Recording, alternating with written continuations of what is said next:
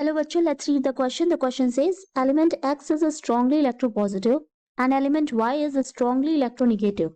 Both are univalent. So the formed would be x plus y minus y plus और x y के बीच में bond है and x y के बीच में कोऑर्डिनेट बॉन्ड है. तो यहाँ बोल रहा है कि जो एलिमेंट x है वो स्ट्रांगली इलेक्ट्रोपॉजिटिव है एंड y जो है वो स्ट्रांगली इलेक्ट्रोनेगेटिव है. तो बॉन्ड क्या होगा अगर दोनों ही क्या है यूनिवैलेंट है. So here the key concept is ionic bond. Ionic bonds.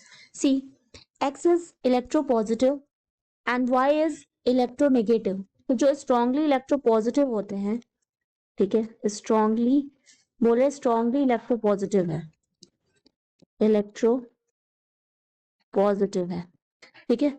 तो strongly electropositive का मतलब हो गया कि एलिमेंट जो है it has the tendency to lose electron, तो it will lose electrons. And electrons loose कौन करता है? इनके पास आयनाइजेशन पोटेंशियल लो होता है, जिन जो क्या होते हैं मेटल्स होते हैं. तो metals have the tendency to lose electrons. And the second one is strongly electronegative element. The second one is strongly electronegative. तो इलेक्ट्रोनेगेटिव का मतलब हो गया they have the tendency to gain electron, so they will gain electron.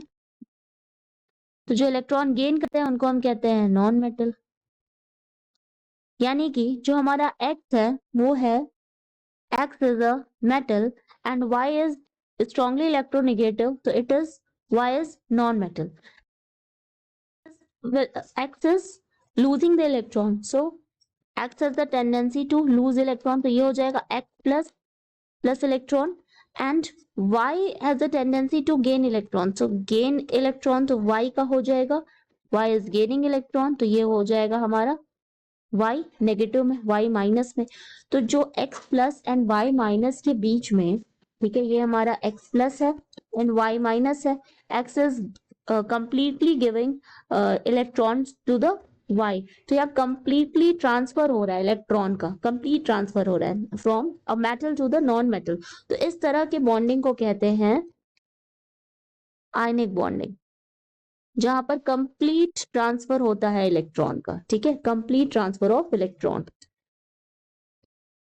Complete transfer of electron. ठीक है. Now option में अगर हम आए तो ऑप्शन में क्या दिया हुआ है x प्लस वाई माइनस, तो ये हमारा ऑप्शन 1 जो है करेक्ट हो जाएगा.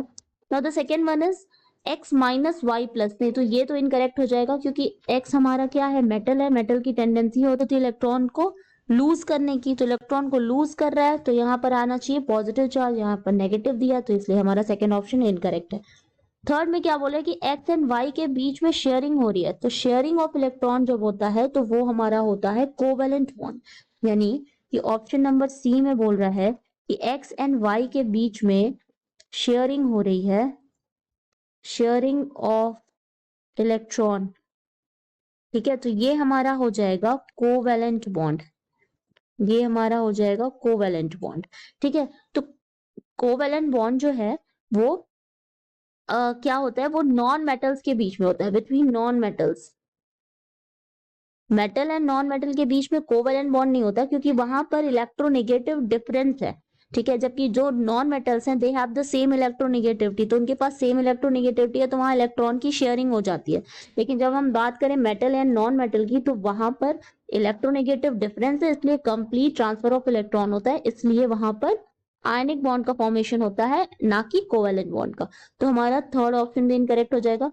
Now the last one is x and ये y के बीच में कोऑर्डिनेट बॉन्ड बता रहा है. ठीक है, तो जो हमारे डी ऑप्शन में x एंड इस तरह से हम बताते हैं कोऑर्डिनेट बॉन्ड को, जिसको हम डेटिव बॉन्डिंग भी कहते हैं, डेटिव कोवेलेंट बॉन्ड भी कहते हैं, डेटिव कोवेलेंट बॉन्ड. तो ये क्या होता है कि x का क्या है कि x के पास लोन पेयर है एंड y के पास एम्प्टी और वाइटल है।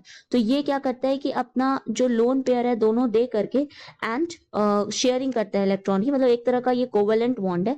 लेकिन जो इलेक्ट्रॉन है ना वो सेम ही एटम से आते हैं, मतलब जो दोनों इलेक्ट्रॉन्स हैं बॉन्डिंग के वो एक ही एटम से आते हैं। तो इसलिए इसको डेटिव बॉन्डिंग कहते हैं और इसको इस तरह से शो करते हैं। तो ये भी हमारा ऑप्शन इनकरेक्ट हो जाएगा, लास्ट वन भी, क्योंकि यहाँ पर कोई भी इलेक्ट्रॉन की शेयरिंग नहीं हो रही है। So the final answer is A. So the final answer is A, that is x plus y minus. Hope you understand it well. Best of luck.